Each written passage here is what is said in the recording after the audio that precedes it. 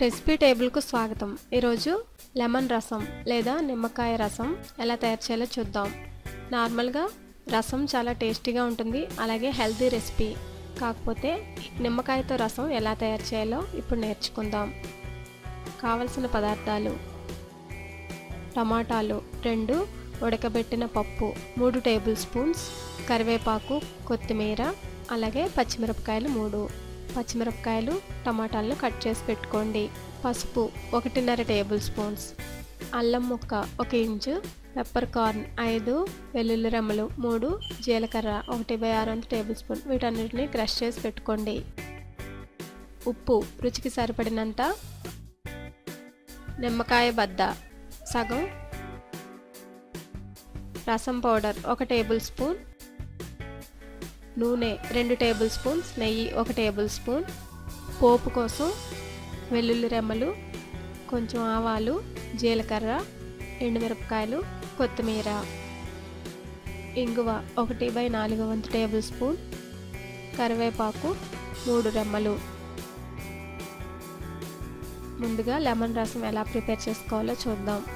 ఒక బౌల్లో 1/2 litre water వేసుకోండి. మనం రసం ఎంత క్వాంటిటీలో వేసుకుంటామో అంత వాటర్ తీసుకోండి. అందులో కట్ చేసుకున్న పచ్చిమిరపకాయలు, కొత్తిమీర, కరివేపాకు, టమాటాలు, ఉడికించిన పప్పు వీటన్నిటిని వేసుకుని కొంచెం ఉప్పు, పసుపు కూడా వేసుకుని గరిటెతో కలుపుకోండి. ఉడికించిన పప్పు వేయడం వల్ల రసం చిక్కగా ఉంటుంది. ఇప్పుడు మూత పెట్టి ఒక 5 నిమిషాల పాటు మరగనివ్వండి. 5 నిమిషాల తర్వాత ఇలా రసం మరుగుతూ ఉంటుంది. ఇప్పుడు క్రష్ చేసుకున్న వెల్లుల్లి పొడిని వేసుకుని ఒకసారి కలుపుకున్న తర్వాత రసం పౌడర్ను యాడ్ చేసుకోండి. ఆల్రెడీ నేను మైసూర్ రసం పౌడర్ ఎలా తయారు చేయాలో వీడియోలో పోస్ట్ చేశాను. ఒక 5 నిమిషాల పాటు మరిగిన తర్వాత స్టవ్ స్విచ్ ఆఫ్ చేసుకోండి. ఒకవేళ ఇది మరుగుతూ ఉండగానే వేరొక కడాయిలో ఆయిల్ లేదా నెయ్యి వేసుకుని మరిగిన తర్వాత పోపు దినుసులను వేసి అందులో కొంచెం కరివేపాకు, కొత్తిమీరను కూడా వేసి ఒకసారి ఫ్రై చేసుకోండి. ఇలా వేగిన తర్వాత కొంచెం ఇంగువ కూడా యాడ్ చేసుకుని వేపుకోండి. ఇప్పుడు ఈ పోపు ఇలా వేగుతూ ఉండగానే పక్కన మరుగుతున్న రసంలో ఈ పోపును వేయండి. ఒకసారి బాగా కలుపుకున్న తర్వాత స్టవ్ స్విచ్ ఆఫ్ చేసుకుని నిమ్మరసాన్ని యాడ్ చేసుకోండి.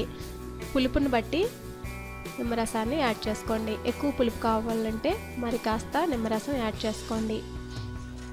ఇప్పుడు స్టవ్ స్విచ్ ఆఫ్ చేసుకున్నాం కదా, ఈ రసం రైస్లోకి బాగుంటుంది, అలాగే సైడ్ డిష్గా కూడా బాగుంటుంది. ఈ లెమన్ రసం తమిళ్ బ్రాహ్మిన్స్ ఎక్కువగా చేసుకునే వంట. అలాగే ఈ వింటర్ సీజన్లో లెమన్ రసం చాలా హెల్తీగా కూడా ఉంటుంది. మీరు కూడా ట్రై చేసి మీ యొక్క ఫీడ్బ్యాక్ను నాకు పంపించండి. మరిన్ని రుచుల కోసం రెసిపీ టేబుల్ను సబ్స్క్రైబ్ కాగలరు. ధన్యవాదములు.